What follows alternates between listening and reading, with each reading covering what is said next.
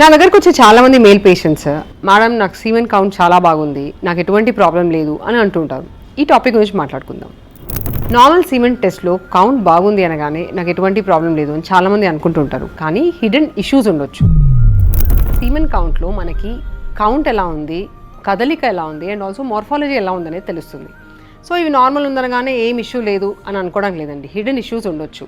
Hidden issues అంటే ఏంటి అని చూసినట్టయితే నార్మల్గా స్పర్మ్లో హెడ్ ఉంటుంది, హెడ్ నెక్ టెయిల్ అనేది ఉంటుంది.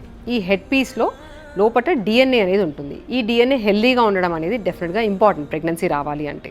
డిఎన్ఏలో ఎటువంటి బ్రేక్స్ కానీ వచ్చినట్టయితే ప్రెగ్నెన్సీ అంటే ఈ స్పర్మ్కి ఫర్టిలైజింగ్ కెపాసిటీ అనేది తగ్గిపోతుంది. దీన్ని డిఎన్ఏ డ్యామేజ్ అని అంటాం. డిఎన్ఏ డ్యామేజ్ అనేది ఎందుకు అవుతుంది అని చూసినట్టయితే first is advanced age. So మగవాళ్ళలో 40 years కన్నా ఎక్కువ ఏజ్ ఉన్న వాళ్ళలో ఈ డిఎన్ఏ డ్యామేజ్ అనేది ఎక్కువగా చూస్తుంటాం. అలాగే వెరికోసీల్స్ లేదంటే ఆల్కహాల్, స్మోకింగ్ ఇలా అలవాట్లు ఉన్న వాళ్ళకు కూడా ఇవి కొంచెం ఎక్కువగా చూస్తుంటాం.